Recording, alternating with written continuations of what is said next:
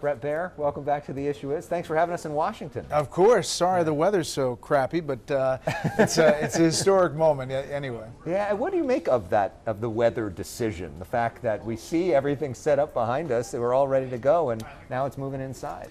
Yeah, I mean, I do think it's going to drop, and it's going to be, it could be dangerous for older people, that sort of thing, and that was what the explanation was, but I do think that there's more to it.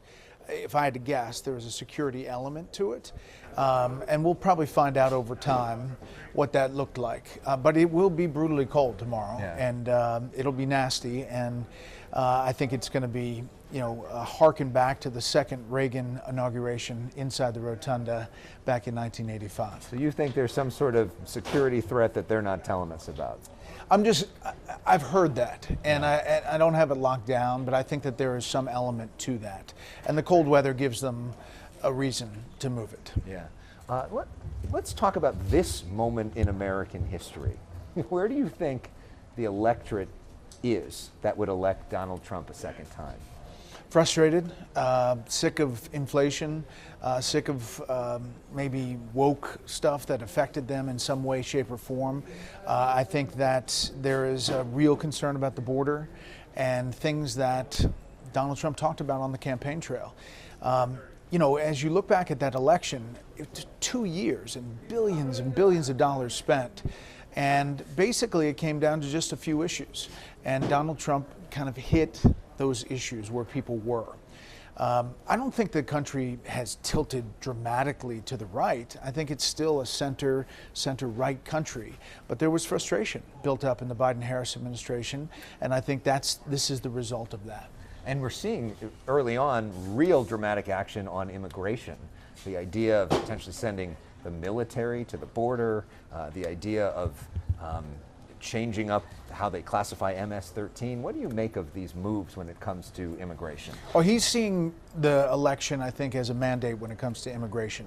He hears that from what he took away from the 77 million people who voted for him. I think you're going to see a flurry of executive orders in the first hours tomorrow, and many of them will deal with immigration. And I think it will turn what the Biden administration had done on the border. It's going to take legislation to do the biggest things, and that may take some time. How do you go about covering him? Because he puts out so much stuff so fast in so many different directions. How do you stay focused and pick what to focus on? Well, that's a great question. It is like drinking from a fire hose. And sometimes, and these executive orders are going to come in a flurry. There may be more than 100 executive orders in the first hours. So imagine all the look at the shiny thing over here moments. But we're trying to digest it. We'll deal with officials in the Trump administration, but also experts, and kind of look at the legal implications and what things look at. But I think our viewers are used to getting in the weeds of some of the nitty-gritty of policy, and at least special report, and when we talk about things, we're not afraid to have people get down into the nitty-gritty. And how do you also, just covering Trump, as he's different than any other politician we've ever seen before. How do you think about that? Because some of what he says is a joke, some of what he says is serious, some of what he says happens, some of what he says doesn't. How do you go about covering him? Yeah, I think that's a great question. I think you have to read him over time to kind of read between the tea leaves, if you will, that what he's joking about or what he's maybe stirring the pot about. He knows the left's head is going to explode about this, and so he keeps on saying, I may run again in 4 years, but he knows he's not running again in 4 years. And I think listen, I think that he's different now. I've noticed in dealing with him. I think he's more comfortable in his skin. I think he's been there before, so he knows a lot more about what he wants to do. And more importantly, the people around him have been preparing for 4 years to do what they're doing. So hence you have all of these things that'll be laid out in the first hours. So I think there'll be a different perception of him. And I would expect that this speech tomorrow is going to be much different as well. I think there's going to be much more of a olive branch, much more of a unity push, much more of a let's bring the country together. Because the first speech talked about American carnage, and there were a lot of critics of that, not doing that. You spent a lot of time with him on camera. You spent a lot of time with him off camera. What's he like off camera? What's the behind-the-scenes Donald Trump like? Yeah, I think there's a lot of people that know him off camera. I've played golf with him a few times, and I think he's very funny, first of all. And I think that most people, Democrats even, when they're in a room with him, know that he works the room and kind of can ask people questions, make them feel like they're the center of the universe in that moment. So he's really good at working a room and talking to people. Now, when he gets something in his mind, he's pretty determined and can say things that everybody goes, wait, why did he say that? Or why did he truth social that? And I think people have gotten to know that over time and kind of accepted it as part of who he is. I'll be interested to see if this presidency runs a lot differently. If I had to bet, I think it will.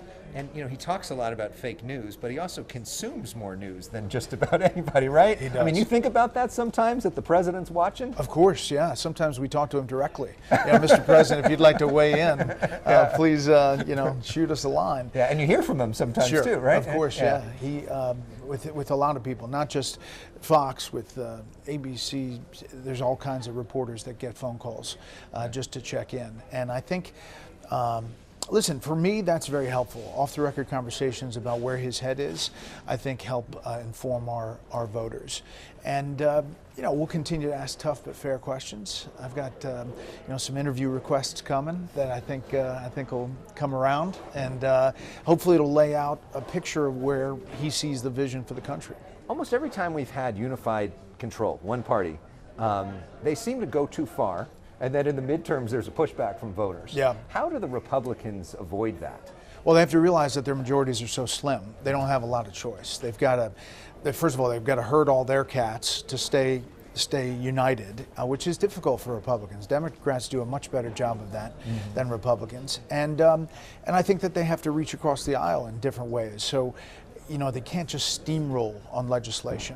You can do a lot with executive orders that change things, but that's only for the term of this president. If you want to have long-lasting impact, you've got to do something on Capitol Hill. And speaking of that, we see this fight right now, speaking of our state of California, over federal aid for California. Speaker Mike Johnson suggesting there needs to be conditions. A lot of the Republicans from California saying there shouldn't be. Yeah. How does that all wash out? I think the president's going to weigh in on this, and he's going to go out there in coming days, I'm told. And I think when he goes out and sees the devastation and what he says will impact where Republicans are. It's tough to imagine the devastation that you guys have been dealing with, and I'm really sorry that you've had to deal with that. You all have done an amazing job covering it, and I know it's a tough story because you know so many people that lost homes. But I think people don't fully grasp how awful it is, and I think having the president go out there will be another megaphone to make that happen. And lastly, when we think of this moment, you are the #1 anchor on the #1 network. How do you think about that responsibility, and why do you think that Fox News has become the destination for so many people? Well, first of all, it's an honor. It's always been an honor to sit in a seat where people were paying attention to political or world news, and it's what I love to do. You love to do it too. Yeah. It's an honor when you're sitting in these big moments. So that's how I look at it, #1. #2, I think Fox has been honest with our news coverage. We've covered both sides. We've given Democrats and independents and Republicans a voice to be heard, and it wasn't one-sided. So I think over time, that coverage has built a trust, and we take that very seriously. So obviously we have an opinion side that's really forceful and good at what they do. And we have a news side, so we're really, we've had a team that's worked together for a long time, and I think it clicks. I mean, how do you think about that responsibility of, as the country is witnessing history, millions of them are seeing it in effect through your eyes? Yeah, well, it's a big responsibility, and I write books about presidential biographies, and and I've written a number of presidents and looked back at how they've affected different moments in time. And so what I'm doing, anchoring, is real-time reporting on history. And I think that that's a big, big moment. And people digest that differently, but we take it seriously, and we will tomorrow. Clearly you're doing a great job. That's why you're #1. Thanks for being so kind to us. You bet. Really appreciate it, Bret. Thank you, Alex. Thank you.